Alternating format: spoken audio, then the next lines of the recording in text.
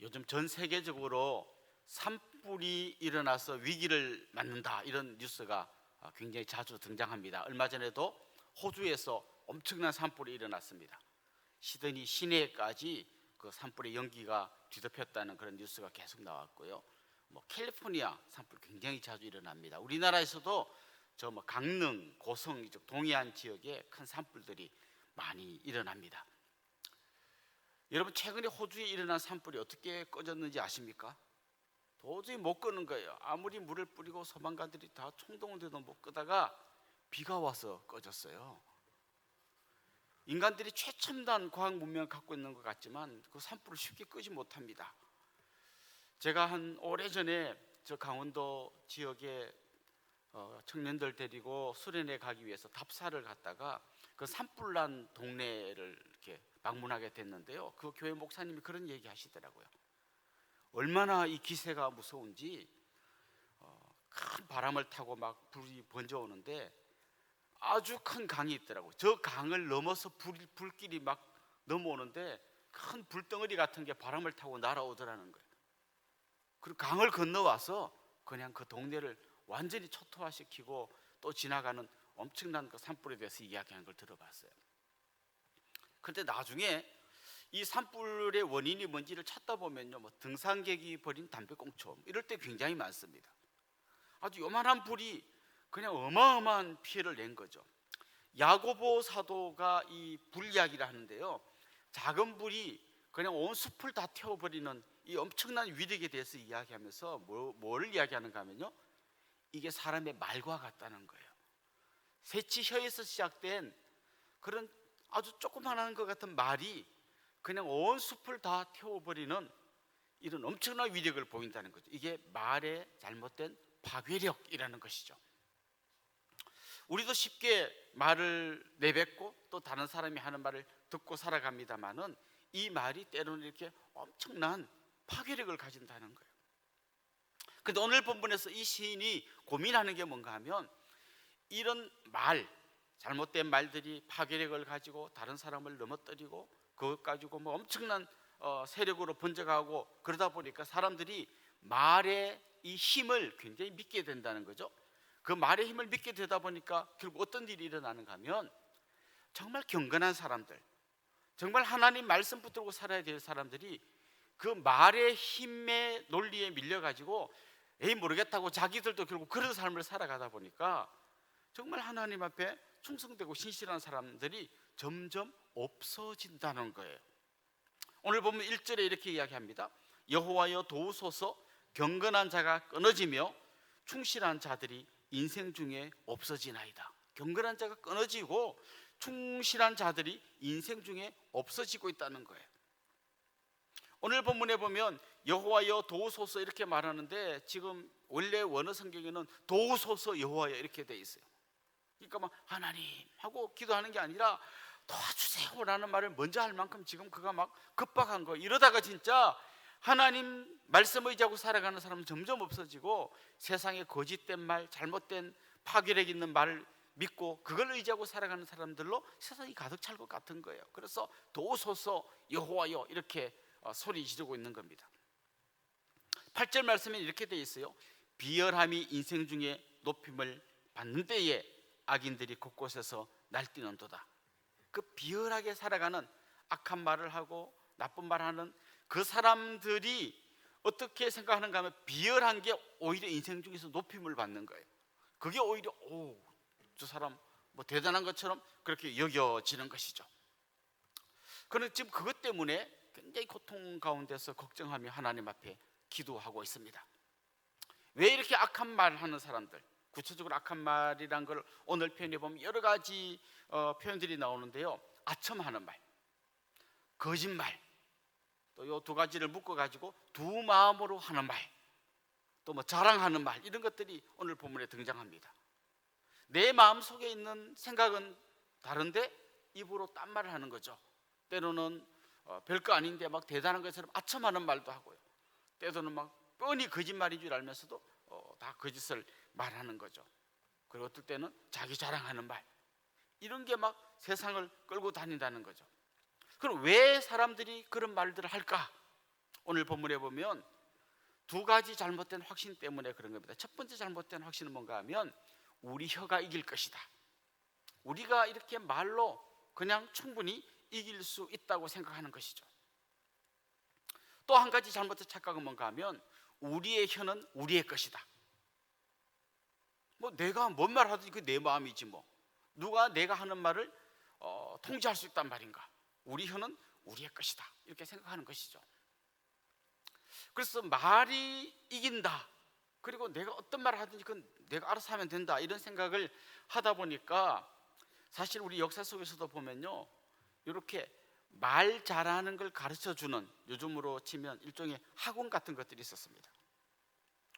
우리 그 사도행전 그 시대에도 보면 소피스트라 해가지고 이렇게 아주 궤변 학파라 그러죠. 궤변, 말을 막 궤변을 늘어놓는 그런 철학자들이 있었는데 그 궤변을 가르쳐주는 학원 같은 게 있었어요.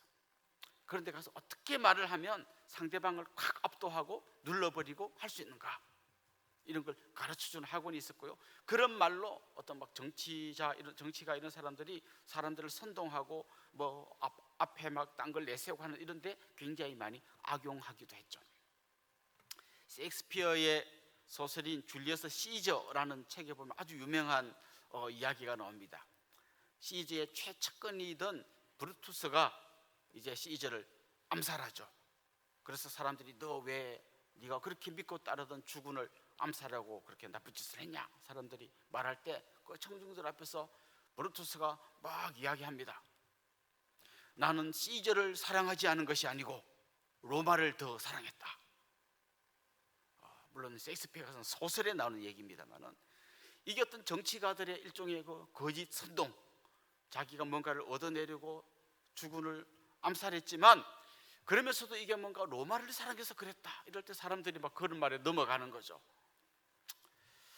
결국요, 지금 이 시인이 걱정하는 거는 이런 말들을 하고 거짓말하고 아첨하는 말하고 두 마음으로 말하고 자랑하는 말, 이게 막 하다 보니까 경건한 사람들이 점점 줄어가는 거예요.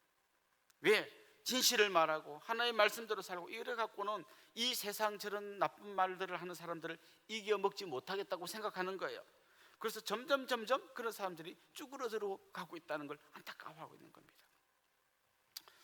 여러분, 요즘도 한번 이렇게 뉴스에 나오는 것들 한번 가만 보십시오.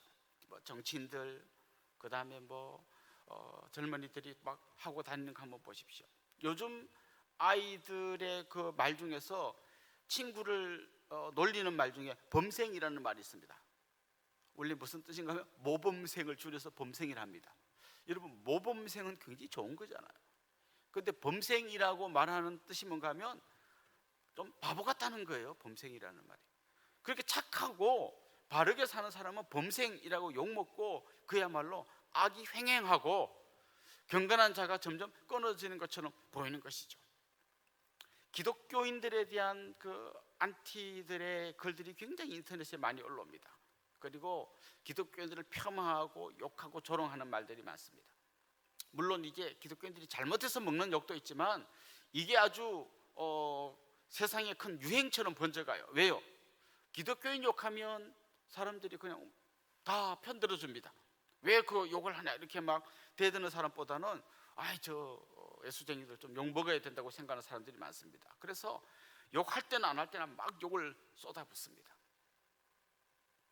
그러다 보니까요, 젊은이들이, 특별히 우리 청년들이 자기가 기독교인이라는 사실을 숨깁니다.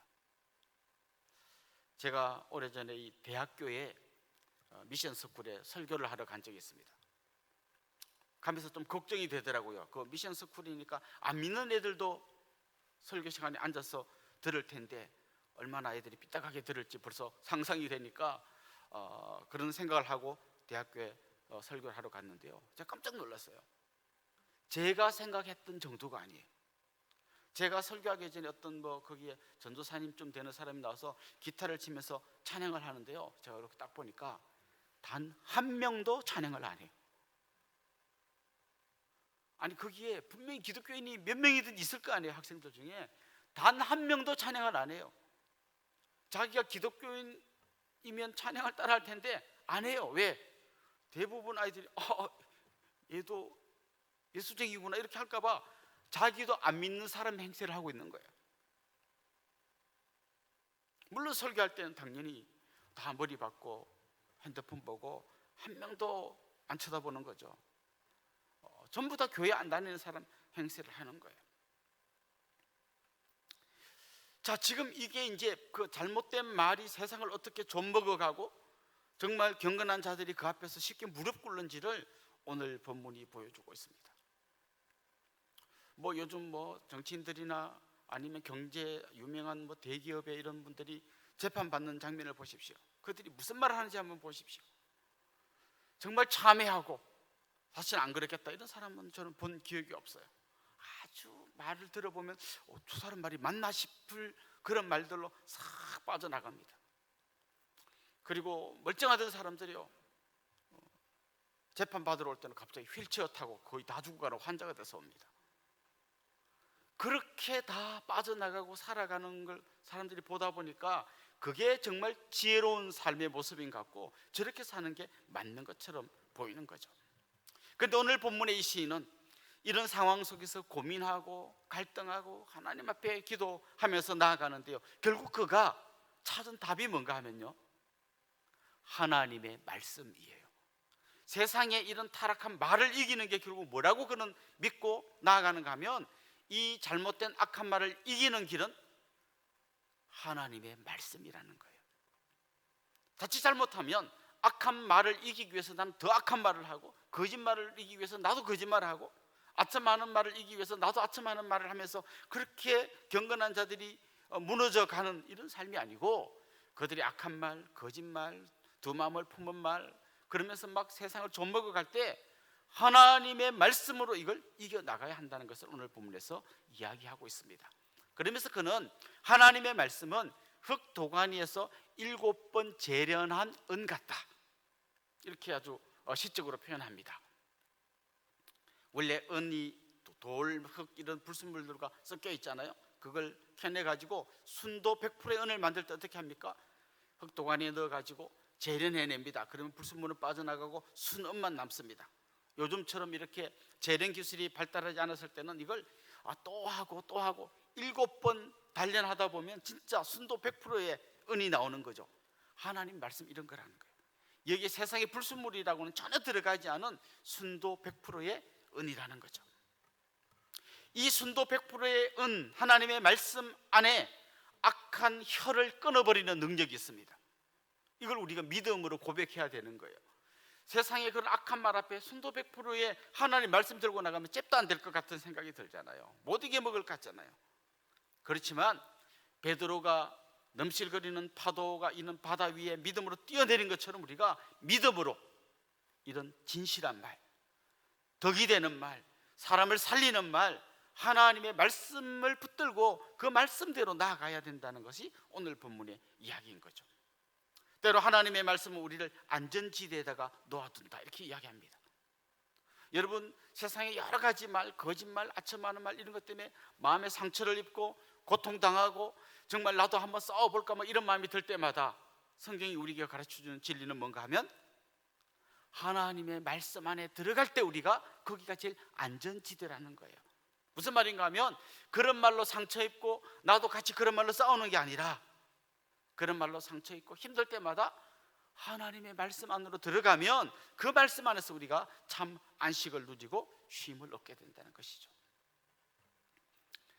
요즘 가정들이 무너지고 또 그런 거가 세상 사람들의 논리에서는 좀 애인을 두고 불륜을 저지르고 이게 뭔가 좀 그럴듯한 삶인 것처럼 말하고 그걸 실제로 생활하고 옮기고 떠들고 다닐 때 정말 하나님의 말씀, 남편을 사랑하고 아내를 사랑하고 자녀를 주의 말씀과 교훈으로 훈계로 양육하고 그 자녀는 부모를 공경하고 이러면 막 들어봐 좀 답답한 것처럼 들리지만 이게 가정을 살리는 말이고 행동인 것입니다.